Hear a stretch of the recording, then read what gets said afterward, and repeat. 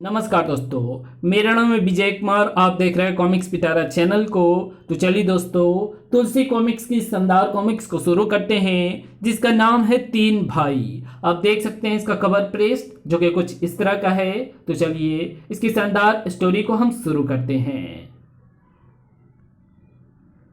हमारी कहानी की शुरुआत होती है लखनपुर नाम के एक छोटे से गांव से। उस गांव में एक बूढ़ा किसान रहा करता था। उसके तीन पुत्र थे। परिवार में बड़ा प्यार था। पिताजी को और दो माँ, मुझे नहीं माँ। मजले को चावल तो दो। नहीं नहीं, बड़े भाई को दे दो माँ। गांव वाले उनके प्यार को देखकर बहुत खुश होते थे। परिवार हो तो ऐसा, भाई वाह कितना प्रेम है। परंतु कुछ लोग उनसे बहुत जलते थे। एक दिन, बच्चों हम तीर्थ यात्रा पर जा रहे हैं। घर एवं खेत का ख्याल रखना। भगवान तुम्हारी रक्षा करे। तीनों को आशीर्वाद दे। किसान और उसकी पत्नी तीर्थ यात्रा को चल दिए। ये देखकर साहूकार बोला, यही मौका है इनमें फूट डालने का। ठीक सच कहते हो। कई दिन निकल गए। वाह, फसल अच्छी हुई है। एक दिन, बेटा हम तुम्हारी सेवा से अति प्रसन्न हुए। तुम्हारा क्या नाम है? जी मेरा नाम संदीप है और मुझसे बड़े हैं प्रदीप भैया। नदीप भैया सबसे बड़े हैं। बेटा तुम पर बुरे दिन आने वाले हैं, परंतु घबराना मत, अच्छे दिन फिर आएंगे। जब भी तुमको मेरी जरूरत पड़े मुझे याद कर लेना। जी महाराज। उसी शाम, संदीप तुम जाकर फसल बाजार में बेच आओ। जी भैया। यही मौका है। शराबी को संदीप के पीछे भेजकर साहूकार प्रदीप और नदीप के पास पहुंचा। कहो भाइयों, क्या हालचाल है?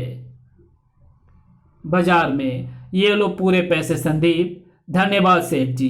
कहो भाई संदीप, कैसे हो? मैं ठीक हूं, आप कैसे हैं? घर की ओर जा रहे हो क्या? जी हाँ, चलो मैं भी साथ चलता हूं, पर पहले जरा मैं एक काम कर लूं। आओ। जी अच्छा, पर जल्दी करना। शराबी संदीप को लेकर एक जुए खाने में पहुंचा। अंदर पहुंचकर, तुम यहां बैठो, मैं अभी आता हूं, तुम तब तक लस्सी पियो। शराबी ने चुपके से लस्सी में बेहोशी की दवा मिलाई। शराबी वो गिलास लेकर संदीप के पास पहुंचा और संदीप उसे गट गट पी लिया। कुछ देर बाद गया, शराबी ने बेहोश संदीप की जेब से आधे से ज्यादा पैसे निकाल लिए। उधर, भाइयों तुम्हें संदीप पर इतना भरोसा नहीं करना चाहिए। क्या मतलब? मेरा मतलब जवान लड़का है। दरअसल मैंने उसे जुए खाने में जाते देखा था। क्या? खैर, तुम्हें सतर्क करना मेरा फर्ज था, पर भाइयों मैं काफी समय से देख रहा हूं कि वो तुम दोनों को बेवकूफ बना रहा है। विश्वास ना हो तो पूछ लेना। दोनों भाइयों को भड़काने के बाद, अच्छा भाइयों अब मैं चलूं? इधर, ओह क्या हो गया था मुझे? तुम बेहोश हो गए थे। मुझे तुरंत घर पहुंचना है, भैया इंतजार कर रहे होंगे। हाँ हाँ जाओ। घर पहुंचने पर, भैया मैं आ गया। आ गए तुम? पैसे कहाँ है? ये रहे भैया, पर बात क्या है? अभी पता चल जाएगा। इन्हें गिनो प्रदीप। कुछ समय बाद, नदीप भैया ये तो आधे से भी कम है। क्या तुम जुआ खाने गए थे संदीप? जी भैया, पर धोखेबाज हमारी आंखों में धूल झोंकता है। चटाक भैया। आस्तीन के सांप, हमें तुमसे कोई मतलब नहीं रखना है, निकल जाओ यहां से। पर भैया मेरी बात तो सुनो। हमें कुछ नहीं सुनना है। साहूकार को बुलाकर खेत एवं घर का बंटवारा कर दिया जाए। नहीं भैया, ऐसा गजब ना करना। फिर क्या था? ये हिस्सा प्रदीप का और ये नदीप का। ये यहां भी संदीप बेचारा मारा गया और ये जमीन संदीप की बंजर जमीन। और फिर दूसरी ओर, तभी संदीप ने साधु महाराज की बात का ध्यान किया। बाबा मुझे तुम्हारी जरूरत है। कहाँ हो तुम? और क्या बात है वत्स? संदीप ने पूरी घटना कह सुनाई। कोई बात नहीं वत्स, ये बंसी रखो, रोज सवेरे अपने खेत पर इसे बजाना, सारी समस्या दूर हो जाएंगी। जी महाराज। सत्य की राह मत छोड़ना, यही तुम्हारी परीक्षा का समय है। बाबा के कहे अनुसार संदीप रोज सवेरे बंसी बजाने लगा। पागल हो गया है संदीप। कुछ समय बाद इन्हीं दिनों वहां सूखा पड़ा, सारी फसल बर्बाद हो गई। उफ, अब क्या होगा भैया। परंतु संदीप का खेत, ये सब साधु महाराज की देन है। इस बेवकूफ की फसल इतनी अच्छी कैसे हुई। साधु महाराज के आशीर्वाद और अपनी मेहनत से संदीप निरंतर तरक्की करता जा रहा था। ये लो भाई संदीप, अपनी फसल की कीमत ध्यान से गिन लो। मुझे आप पर पूरा भरोसा है सेठ जी। देखते ही देखते ये संदीप इतना अमीर बन गया है और हम वहीं के वहीं रहें, यकीन नहीं होता। मेरी चाल के मुताबिक काम करो तो ये सब तुम्हारा हो जाएगा। क्या कहते हो प्रदीप नदीप? ठीक है, हमें बस उसकी दौलत चाहिए। खुसुर फुसुर। हम बर्बाद हो गए, हम अनाथ हो गए, हमारा क्या होगा। पर भैया आखिर हुआ क्या? अभी अभी खबर मिली है कि हमारे माता पिता मृत्यु भय राक्षस के कब्जे में हैं। वो उन्हें मार डालेगा। क्या? माता पिता खतरे में हैं? आप लोग चिंता ना करें भैया, मैं अभी जाता हूं। पर आप लोगों से एक गुजारिश है। बोलो भाई संदीप। मेरे आने तक मेरा कारोबार एवं खेत का आप ध्यान रखिएगा। बिल्कुल, तुम चिंता ना करो। बिल्कुल बिल्कुल। जल्द ही संदीप के जाते ही मृत्यु भय राक्षस के हाथों बेचारा मारा जाएगा। बेचारा। उधर एक दिन क्या हुआ बहन? मेरा बच्चा प्यास से मारा जा रहा है, मैं क्या करूं? आप यहीं ठहरो बहन, मैं पानी लेकर अभी आता हूं।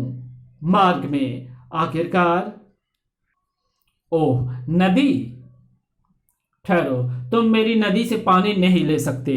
आप जो भी हो, कृपया कर मुझे थोड़ा सा पानी ले जाने दें। एक बच्चा बिन पानी के मर रहा है।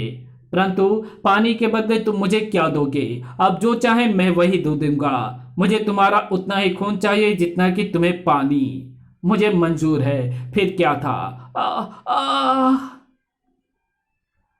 बस बस बस, तुम मेरी परीक्षा में उत्तीर्ण हुए। मैं तुमको यह आशीर्वाद देता हूं कि तुम्हें जहां भी जल की आवश्यकता होगी, तुम्हें जल वहीं मिलेगा। जाओ पानी ले जाओ। संदीप पानी लेकर वापस आया। ये लो बहन, बच्चे को पानी पिला दो।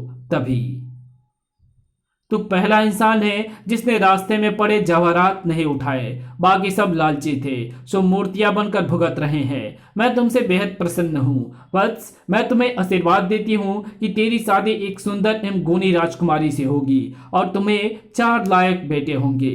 धन्यवाद देवी। उसके बाद संदीप आगे चल पड़ा। हे भगवान, मेरे माता पिता की रक्षा करना। उधर मजा आ रहा है। और उधर और इधर। तभी अचानक चिहू।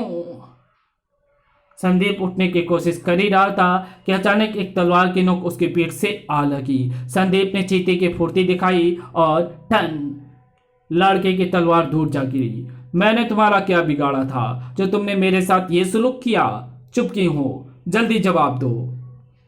मेरा नाम करुणा है। मुझे आपका घोड़ा चाहिए था, परंतु मेरे पास पैसे ना थे। छीनने के बजाय अगर आप घोड़ा मांग लेती तो मैं खुशी खुशी दे देता। परंतु आपको घोड़ा क्यों चाहिए? मेरे भाई को मृत्यु भय राक्षस ने कैद कर लिया है। मैं उसे आजाद कराने जा रही हूँ। मैं भी अपने माता पिता को आजाद कराने जा रहा हूँ। क्यों ना हम दोनों साथ चले? मुझे मंजूर है। फिर क्या था, वो दोनों साथ चले गए। रास्ते में एक नगर में रुककर उन्होंने एक अन्य घोड़ा खरीदा। फिर दोनों अपने अपने घोड़े पर सवार होकर चल दिए। लंबा सफर तय करने के पश्चात वे एक भयानक जंगल में पहुंचे। इस जंगल में अनगिनत मधुमक्खियां हैं। इसे कैसे पार करें? एक तरकीब है। जल्द ही। बस बस बस बस। आगे इस जंगल को पार करना तो और मुश्किल है। यहाँ हर जगह सांप बिच्छू बिछे हुए हैं। घोड़ों के पैरों में चमड़ा बांध दो। और फिर घोड़ों के पैरों में चमड़ा बांधकर दोनों जंगल पार करने लगे। लेकिन मुसीबत अभी समाप्त नहीं हुई थी। अब इसे कैसे पार करें? तुम्हें जहां भी जल की आवश्यकता होगी तुम्हें जल मिलेगा जल्दी। चलो करुणा। झर। उफ, कितना डरावना था। अब यहां से कहां चला जाए करुणा? मुझे यहां तक का रास्ता मालूम था, परंतु आगे के बारे में मुझे कुछ नहीं मालूम। मैं बाबा से पूछता हूं। संदीप ने जैसे ही बाबा को याद किया, क्या बात है वत्स, मुझे क्यों याद किया? संदीप ने पूरी बात कह सुनाई। ये तो मैं भी नहीं बता सकता कि तुम्हारे माता पिता उसके कैद में हैं या नहीं, परंतु परंतु क्या बाबा? मृत्यु भय राक्षस की मौत का रहस्य मैं तुम्हें बता सकता हूं, पर बहुत मुश्किल काम है। मुश्किल जितना भी हो, आप केवल उसके बारे में हमें बताएं। शायद उसकी मौत हमारे हाथों में हो। ठीक है, तो ध्यान से सुनो। उस राक्षस की मृत्यु केवल काली तलवार से हो सकती है। राक्षस इस बात को जानता है, इसलिए उसने उसे छिपा दिया है। आओ मेरे साथ। बाबा उन्हें एक कुएं के पास ले गए। काली तलवार इसके नीचे है, पर खबरदार, वहां कई पहरेदार हैं। नीचे ही एक गुफा है जो तुम्हें राक्षस के पास ले जाएगी। इतना कहकर बाबा अदृश्य हो गए। चलो, और वे दोनों कुएं में उतरने लगे। तभी ची ची ची आई, संभल कर। संदीप ने तलवार से एक ही बार में भीमकाय चमगादड़ की गर्दन उड़ा दी। खचाक। तुम ठीक तो हो ना? बिल्कुल। नीचे अचानक बस बस बस, मच्छर, बस बस, आखिरकार आगे चलो। उफ।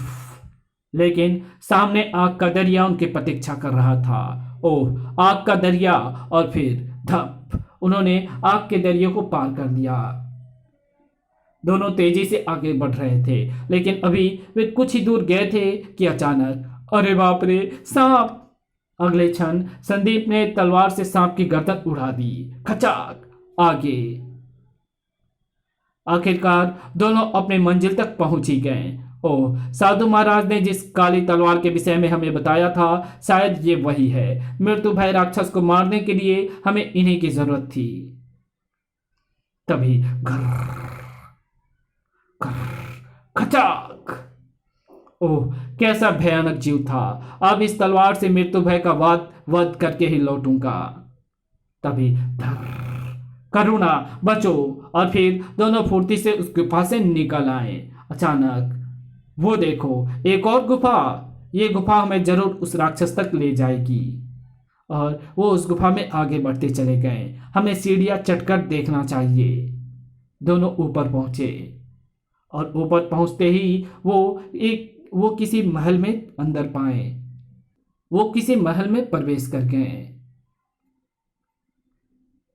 दीदी, मेरा भैया!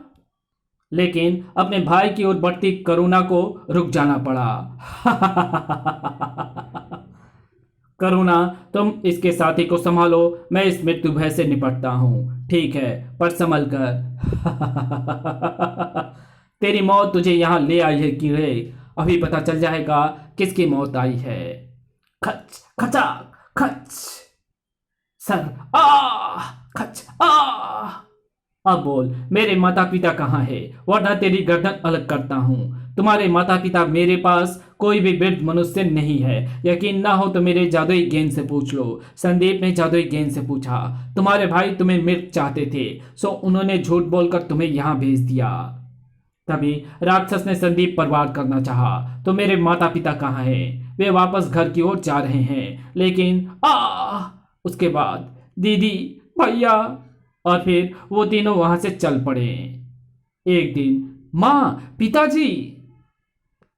संदीप और करुणा घोड़े से उतरकर माता पिता के पास पहुंचे।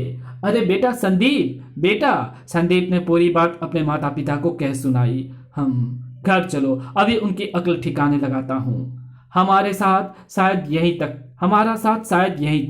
यहीं तक का था। अलविदा, अगली बार मिलेंगे। अरे अभी ना जाओ। लेकिन करुणा ने एक ना सुनी, वो अपने भाई को लेकर वापस चली गई। संदीप अपने माता पिता के साथ जैसे ही घर पहुंचा, हमें गुमराह कर दिया गया था। माँ, पिताजी, संदीप, हमें माफ कर दो। और फिर साहूकार एवं शराबी को डांट डपट कर भगा दिया गया। चलो भागो यहाँ से, फिर तो दिखाई दिए तो मारे जाओगे। दोबारा नजर ना आना। उसी शाम, श्रीमान संदीप, आपको महाराज ने याद किया है। संदीप सपरिवार राजमहल पहुंचा। करुणा राजकुमारी है। राजकुमारी करुणा ने हमें सब कुछ बताया है। हम तुम्हारे सदा आभारी रहेंगे। हमारी तुमसे गुजारिश है कि तुम हमारी बेटी करुणा से विवाह कर हमें और सम्मानित कर दो। फिर क्या था, संदीप का विवाह राजकुमारी करुणा से हो गया। जल्दी वो राजा भी बन गया और उसके आंगन में 4 पुत्रों ने जन्म लिया। इसी के साथ ये कहानी यहीं समाप्त होती है। तो आपको ये वीडियो कैसी लगी कमेंट में लिख करके जरूर बताना, और आपको ये वीडियो पसंद आई है तो इस वीडियो को लाइक शेयर कमेंट जरूर कर देना, और जहां इस वीडियो की जरूरत हो वहां इसे शेयर जरूर कर देना। अगर आपको ऐसी और वीडियो चाहिए तो कमेंट में लिख करके जरूर से बता देना। Thanks for watching my videos.